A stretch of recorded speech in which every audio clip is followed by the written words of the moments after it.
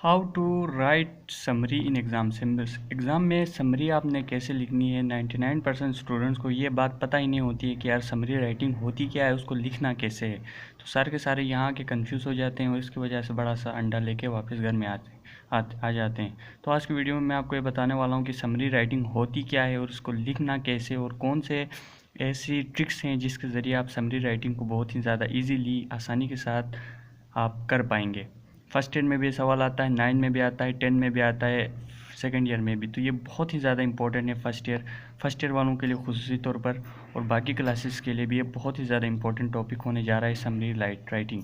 तो video start करते हैं। तो सबसे पहले आप लोग में इधर लिखा हुआ है कि समरी राइटिंग होती क्या है। समरी राइटिंग में बेसिकली मैंने इधर आपको लिखा हुआ है कि main points of text in your own words. इसका मतलब ये है कि आपने जो टेक्स्ट आपको दिया जाएगा, हो सकता है आपको कोई कहानी दी गई हो सकता है आपको कोई और एक पैराग्राफ दिया गया हो, तो उसका जो मेन पॉइंट्स हैं उसको आपने लिखना है अपने अल्फाज में। सही हो गया। जो मेन पॉइंट्स हैं उनको आपने लिखना है अपने अल्फाज में, तो इसे बोलते हैं जी समरी राइटिंग। और इधर मैंने स्टार लगा के एक पॉइंट लिखा हुआ है, it contain the idea of the original text. Original जो टेक्स्ट होता है ये उसका आइडिया होता है। टेक्स्ट पूरा का पूरा कॉपी पेस्ट नहीं करना आपने, उसका जो सेंट्रल आइडिया, उसका जो मेन आइडिया थीम होती है वो लिखना होता है। सही हो गया। फिर इसके बाद में लिखा है, don't take any of your own opinion comments to the summary. आपने जो समरी है उसमें अपनी ज़ाती कोई राय नहीं देनी और उसमें कोई अपना जो ज़ाती कोई कमेंट नहीं देना। सही हो गया। जो है सो है। मिसाल के तौर पर एक कुत्ते की कहानी है, भूखे कुत्ते की, तो आपने ये नहीं बोलना कि और काश इस कुत्ते को कोई रोटी मिल जाती तो कितना अच्छा होता। नहीं, ये आप ज़ाती राय हो गई, ये नहीं देना है आपने। जो उधर लिखा हुआ है उसको अपने अल्फाज में ट्रांसलेट करना है, कन्वर्ट करना है। और उसके बाद में इधर लिखे हैं स्टेप्स। आप कैसे लिखेंगे समरी राइटिंग के लिए, तो ये 4 स्टेप्स आपको फॉलो करने पड़ेंगे। ये की पॉइंट्स हैं। पहला है जी रीड द टेक्स्ट। सही हो गया। आप जो है ना, आपको जो भी पैराग्राफ दिया हुआ है या जो भी स्टोरी दी हुई है, आपको उसको सही से पढ़ना होगा, तफसील के साथ पढ़ना होगा, अपना दिमाग का इस्तेमाल करना होगा तफसील के साथ। सही हो गया। मतलब अपने दिमाग का इस्तेमाल करना है जी, दिमाग को ताला लगा के छोड़ देना नहीं है आपने। सही हो गया। फिर उसके बाद आपने ब्रेक डाउन इनटू सेक्शंस। अब कोई सी भी टेक्स्ट होता है उसके 3 सेक्शंस होते हैं। अगर आपको पता नहीं तो मैं बता दूं। फर्स्ट सेक्शन होता है जी स्टार्टिंग, जिसमें आपको एक थीम दी जाती है, स्टार्टिंग सेक्शन। और उसके बाद जो बीच में होता है जी दरमियानी, मतलब सेंट्रल उसका जो सेक्शन, जिसमें हमेशा कुछ ना कुछ कॉम्प्लेक्स होता है। सही हो गया। जिसमें पहले कहानी सही से जा रही है, अचानक से एक कॉम्प्लेक्स आएगा, उस बीच वाले उस सेक्शन को कहते हैं बीच वाला हिस्सा, जिसको बोलते हैं जी थर्ड सेक्शन या सेंट्रल सेक्शन। फिर उसके बाद लास्ट सेक्शन आता है जिसमें वो पैराग्राफ या वो कहानी एंड हो जाती है। आपने इन तीनों सेक्शन को पता लगाना है कि भाई इसका स्टार्टिंग सेक्शन कौन सा है, दरमियाना वाला सेक्शन कौन सा है और आखिरी सेक्शन कौन सा है। सही हो गया। मैं थोड़ा मुश्किल करके बता रहा हूँ, लेकिन आप आखिर में आते आते आपको सब कुछ समझ में आ जाएगा इंशाल्लाह। तो उसके बाद जो तीसरा पॉइंट मैंने लिखा है, underline the key points of each section. अब हर सेक्शन में से कुछ ना कुछ अहम पॉइंट आपने उसको अंडरलाइन करना है। अंडरलाइन मार्कर से अंडरलाइन करेंगे ताकि आपको बाद में याद रहे। सही हो गया। फिर उसके बाद आपने समरी राइटिंग स्टार्ट करनी है और समरी राइटिंग लिखना है। यकीनन आप परेशान हो गए होंगे कि यार ये बंदा बोल रहा है कि लिखना है, लिखना तो हमें आता नहीं है। तो मैं आप लोगों के लिए गोल्डन पॉइंट लेके आया हूँ यहाँ पर, कि आपको मैं स्टार्टिंग लाइन में दे दूँगा।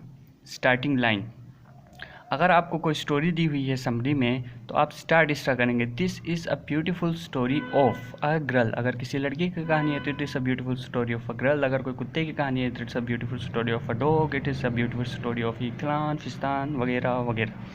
और इसके बाद अगला पॉइंट है, अगर कोई जनरल कोई किसी चीज़ के बारे में बताया गया हो पैराग्राफ में, तो आपने लिखना है, the writer beautifully explain that.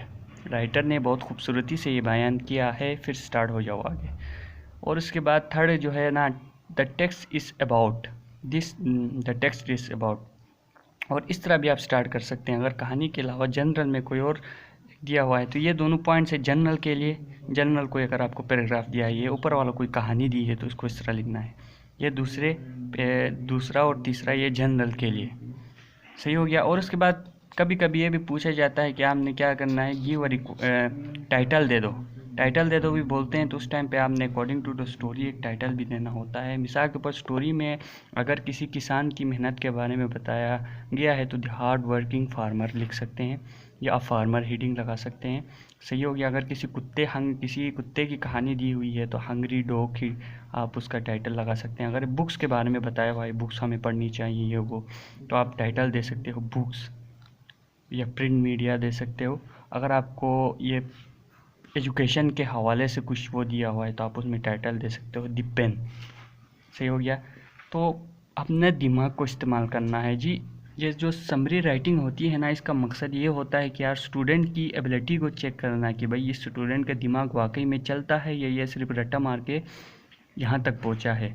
तो आपने इधर ये साबित करना होता है कि भाई I am I intelligent student, I am not a रटिफिकेशन टाइप का स्टूडेंट। सही हो गया। इसका मतलब ये होता है। तो उम्मीद है आपको वीडियो थोड़ी बहुत फ़ायदेमंद लगी होगी, और अगर आप लोग अभी भी समझ में नहीं आ रहा तो मुझे कमेंट सेक्शन में बता दें और मुझे सब्सक्राइब करते चले जाना।